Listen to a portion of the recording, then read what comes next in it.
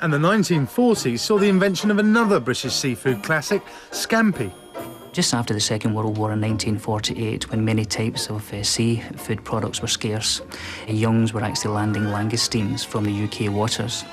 That langoustine was then coated in breadcrumbs, and Youngs gave the name of scampi. The arrival of scampi definitely created a stir because after the end of rationing, people wanted really something different.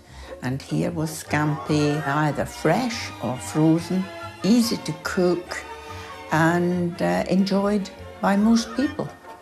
In the 40s, scampi was so sophisticated that it was on the menu at the best hotels.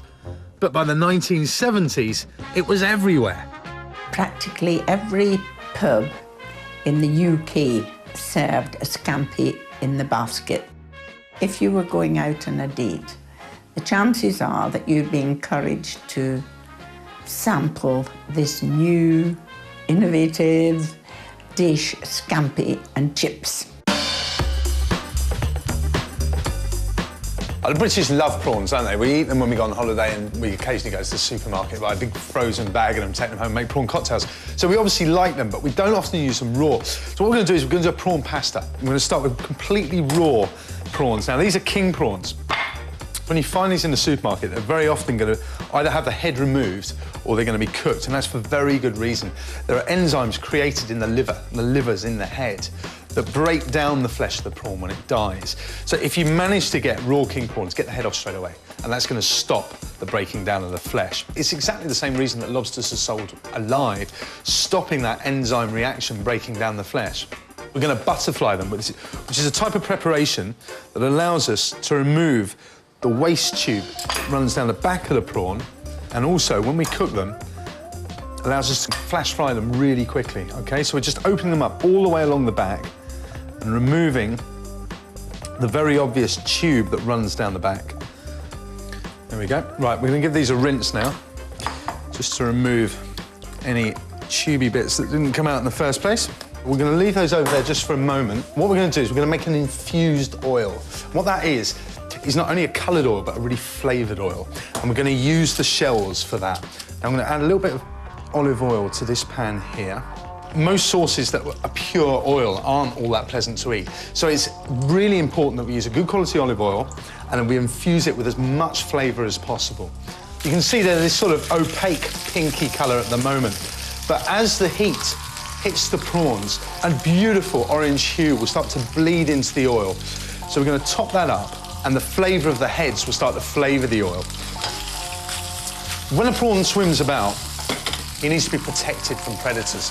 So it's in his interest to maintain a sort of a grey, dull colour so that, you know, all the big, nasty fish swimming around aren't going to pick him off. But this natural colour, due to the plankton he eats, is actually a pinky-orange colour. These natural pinky-orange pigments are attached to proteins. This dulls their appearance, but when cooked, the proteins break down and release the pigments, revealing the prawn's true colour. What we're going to put in there now is a couple of things that are just going to lift the flavour a bit. We're going to add some fennel. Fennel and fish is an association that works in so many fish dishes. It's got a beautiful aniseedy flavour, fennel. We're going to throw that in, and we're also going to add some plum tomatoes to this.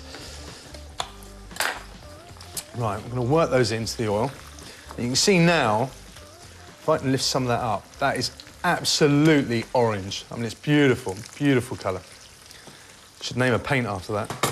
What we need to do now is crush these down, particularly the heads, because what we want to do is crush the liver down, which is in the head, and release the flavour from the liver. There are so many dishes involving lobster, crab, prawn that use the shell to make a bisque, which is the classic shellfish soup. The flavour's flooding out, the colour's already doing its thing. We're going to stick the pasta on, which will basically finish the dish. This is conchiglie pasta, which is a tiny little shell. And the good thing about this is when we mix the whole dish, it's going to cup and hold the oil. The Italians, they're very clever with their pasta, and they'll use a specific type of pasta for a specific type of sauce. OK, so we've got the oil infusing now, and what I'm going to do is we're going to get the prawns on to cook. We're going to get exactly the same reaction from the prawn flesh as we do from the prawn shells. They're going to turn a beautiful orangey, pinky colour. You want to cook them hard and fast. as a general rule, leaving them slightly undercooked in the middle rather than over. So we toss those over now. You can see, just building up a little bit of searing on the outside, which is nice. Really roast a bit of colour onto them. And also, where we've taken that tube out the back, if you turn that around, you can actually see where it's butterflied out. So you're getting all the heat go right into the middle, so it doesn't take long to cook at all. And because we cook these in olive oil, we've got oil and everything in there, and now we're going to strain some of our infused oil over the top. So this has been infusing for about 20 minutes. Right, just mix that in so that all those little conchigli cups are starting to catch the oil and the sauce. A couple of other things to go in there. First of all, these are a good way of making your own sun-dried tomatoes. They're cherry tomatoes. I've sliced them in half, a little bit of salt, pepper, sugar, and just left them in a very, very low oven for about 2 hours. So you get the intense flavour, but what you don't get is all the mulch from the tomato. We're also going to add to that some chilli.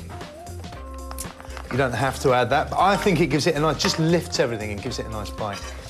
And then some herbs. We're going to use some chives, some chervil, and some tarragon, which has got a similar flavour to the fennel that we added to the oil. So we're going to pour those into the pasta there. Right, just remains to serve it up.